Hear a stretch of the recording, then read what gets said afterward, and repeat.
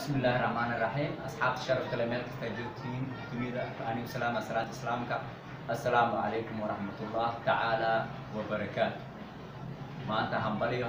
ما أنت كليرة الدين كواي ما أنت ملك استير كليرة الدين في جودان همبليو خاص أهان كليرة الصوماليات حانيلية هاي همبليو ما ملك استيجوتين جامعة الإسقاط صدو وغجر على أول شقية ضلك danta dalka iyo dadka diinta insha Allah laga wada shaqeeyo dadka masaakiinta loo guulo walaalayaal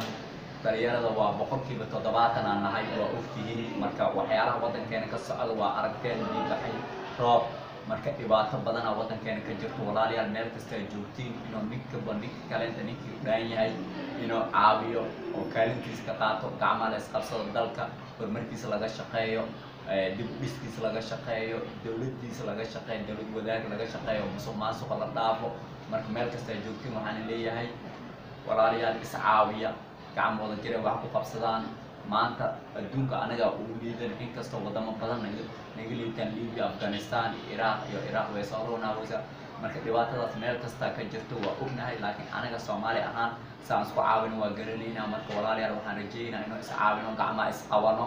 oo horumarka ka shaqeyno dad walaalaheena masaakiinta caawino oo wanaaga ka shaqeyno horumarka ka shaqeyno dalkeena waa naga badan yahay kheyraadkiisa oo ogtiin kheyraad badan aan leenahay dalada leenahay beeraha leenahay wax kasta ka baxay waa ogtiin kheyraad aan leenahay bad weyn aan leenahay oo Afrika badda ugu weyn oo wadanka labaad aan nahay marka walaalayaal anagii inoo qalbiga isku furno wanaag ka wada shaqeyno dhalinyaro nahay dalkeena u fataxeedino oo gacmaha isqabsado oo ilaakum samee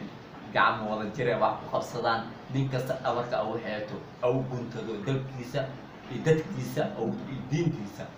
soo horumar u gaarsiinaa maxaa yeelay meel kasta adduunka ka joogno anaga ugu liidana manihi dad u liitamani waa dad is caawiyaan dad markay u soo jeestaan dalkooda iyo dawladnimadooda horumar gaarsiin karaan marka walaalayaal waa ogtiin doorashada waa soo dhawdaa insha Allah waxaan rajaynaynaa dhalinyarta inuu ka faa'iideystaan doorashada qof iyo cod ah insha Allah wadanka nabadgelyo horumar iyo badbaado iyo barwaaqo u rajaynaa walaalayaal meel kasta ay joogtiin waxaan leeyahay hambaliyo marka subscribe like iyo comment noo saar meel kasta ay joogtiin dadka dhibaataysan ala caawiyo